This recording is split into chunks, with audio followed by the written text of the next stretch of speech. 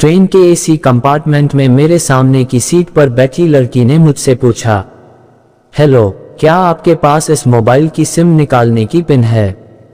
मैंने अपने बैग से एक फ़ोन निकाला। वह नया सिम कार्ड उसमें डालना चाहती थी, लेकिन सिम स्लॉट खोलने के लिए पिन की ज़रूरत पड़ती है, जो उसके पास नहीं थी। मैंने हाँ में गर्दन हिलाई और अपने क्रॉस बैग से पिन निकालकर लड़की को दे दी। लड़की ने थैंक्स कहते हुए पिन ले ली और सिम डालकर पिन मुझे वापस कर दी। थोड़ी देर बाद वो फिर से इधर उधर ताकने लगी। मुझसे रहा नहीं गया। मैंने पूछ लिया, कोई परेशानी? वो बोली, सिम स्टार्ट नहीं हो रही है। मैंने मोबाइल मांगा, उसने दिया। मैंने उसे कहा कि सिम अभी एक्टिवेट नहीं हुई है, थोड़ी देर में हो जाएगी। एक्टिव होने के बाद आईडी वेरिफिकेशन होगा, उसके बाद आप इसे इस्तेमाल कर सकेंगी। लड़की ने पूछा, आईडी वेरिफिकेशन क्यों? मैंने कहा, आजकल सिम वेरिफिकेशन के बाद एक्टिव होती है। जिस नाम से ये सिम लिया गया है उसका ब्यौरा पूछा जाएगा, बता देना। लड़की बुदबुदाई। ओह, मैंने दिलासा देते हुए कहा, इसमें कोई परेशानी की कोई बात नहीं। वो अपने एक हाथ से दूसरा हाथ दबाती रही, मानो किसी परेशानी में हो। मैंने फिर विनम्रता से कहा, आपको कहीं कॉल करना हो तो मेरा मोबाइल इस्तेमाल कर लीजिए। लड़की ने कहा, जी फिलहाल नहीं, थैंक्स, लेकिन ये सिम किस नाम से खरीदी गई है मुझे नहीं पता।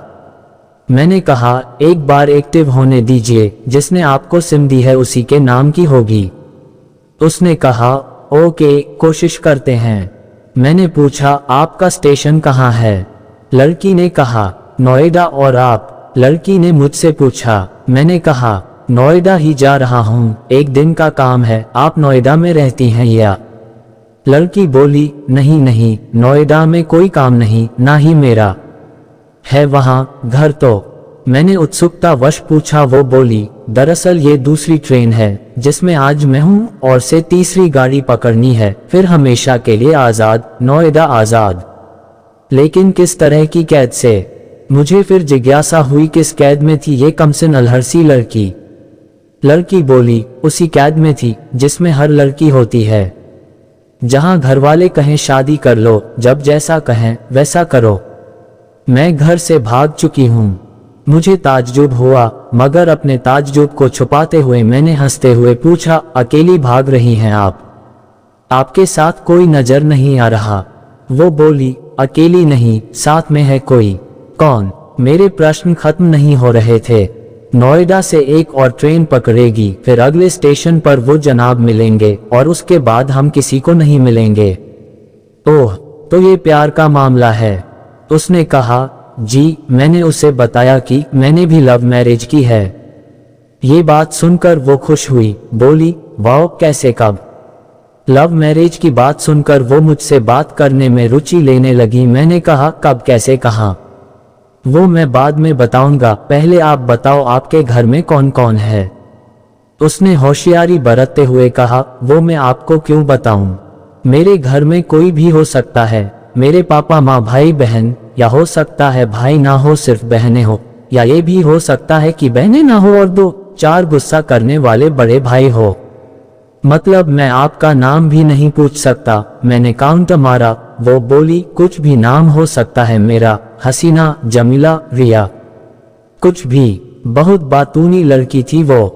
थोड़ी इधर उधर की बातें करने के बाद उसने मुझे टॉफी दी, जैसे छोटे बच्चे देते हैं क्लास में। बोली, आज मेरा बर्थडे है। मैंने उसकी हथेली से टॉफी उठाते बधाई दी और पूछा, कितने साल की हुई हो?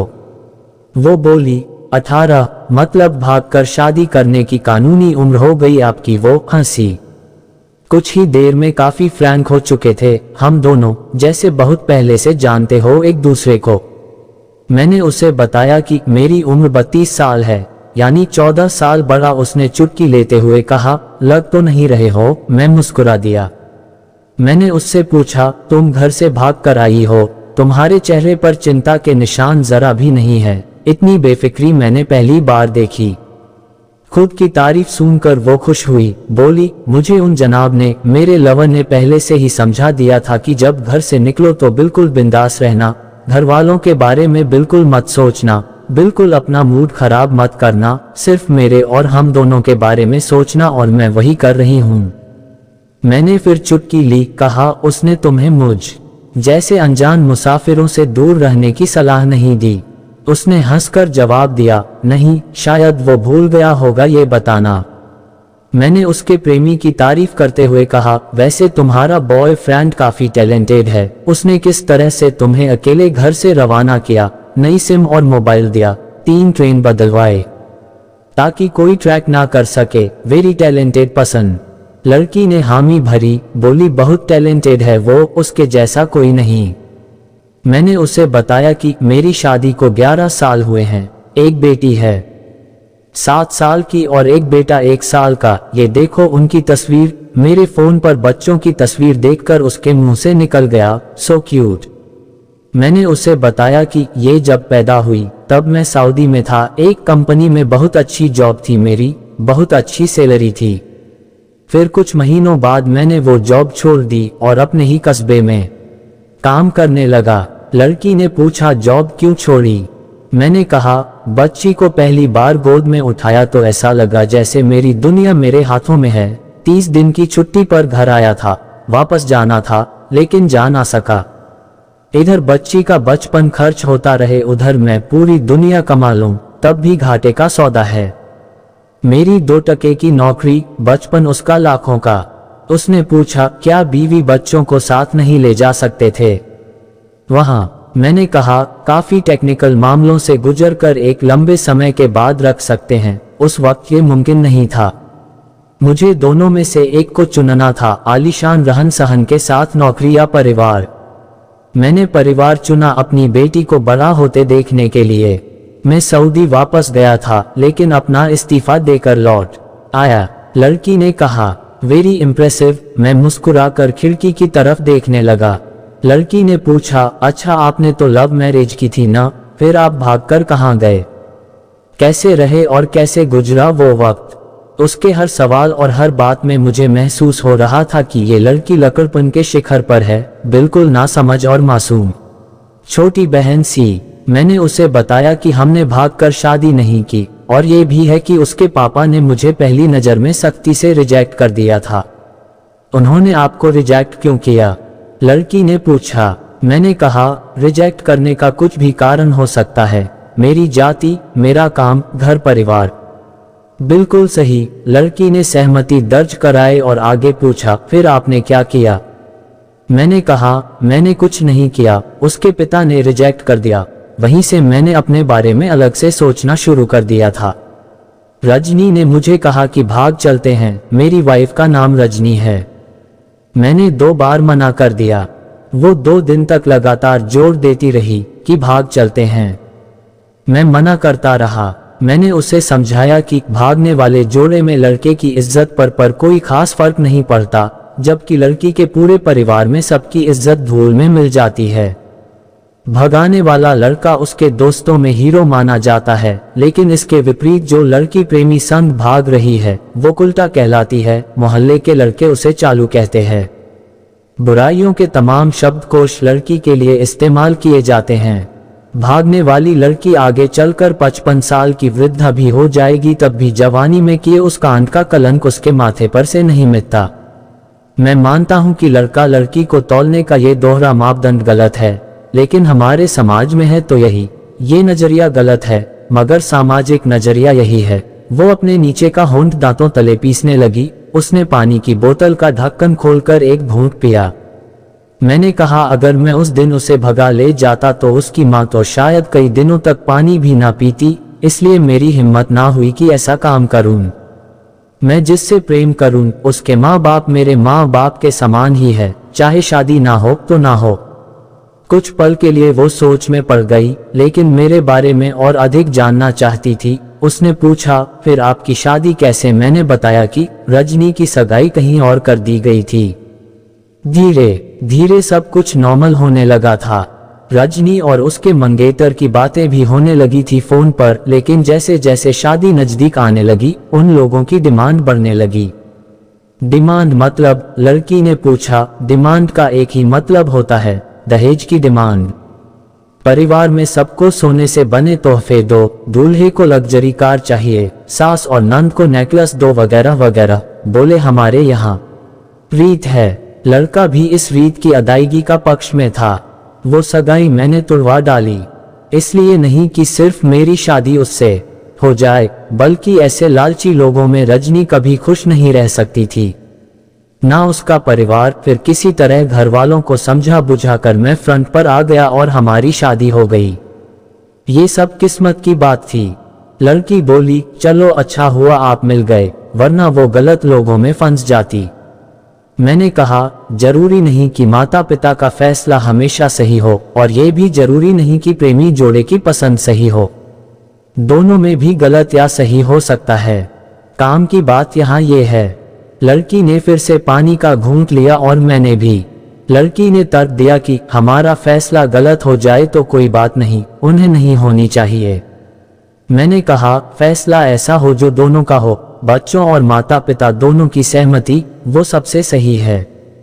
बुरा मत मानना, मैं कहना चाहूंगा कि तुम्हारा फैसला तुम दोनों का है, जिसमें तुम्हारे पेरेंट्स शामिल नहीं है, ना ही तुम्हें इश्क का असली मतलब पता है अभी। उसने पूछा, क्या है इश्क का सही अर्थ? मैंने कहा, तुम इश्क में हो, तुम अपना सब कुछ छोड़कर चली आई, ये सच्चा इश्क है। तुमने दिमाग पर जोर नहीं दिया, ये इश्क है। फायदा नुकसान नहीं सोचा, ये इश्क है। तुम्हारा दिमाग दुनियादारी के फितूर से बिल्कुल खाली था, उस खाली जगह में इश्क का फितूर भर दिया गया। जिन जनाब ने इश्क को भरा, क्या वो इश्क में नहीं है? यानी तुम जिसके साथ जा रही हो वो इश्क में नहीं, बल्कि होशियारी हीरोगिरी में है। जो इश्क में होता है वो इतनी प्लानिंग नहीं कर पाता है, 3 ट्रेनें नहीं बदलवाता है, उसका दिमाग इतना काम ही नहीं कर पाता। कोई कहे मैं आशिक हूं और वो शातिर भी हो, ये नामुमकिन है। मजनू इश्क में पागल हो गया था, लोग पत्थर मारते थे उसे, इश्क में उसकी पहचान तक मिट गई। उसे दुनिया मजनू के नाम से जानती है, जबकि उसका असली नाम कैस था, जो नहीं इस्तेमाल किया जाता।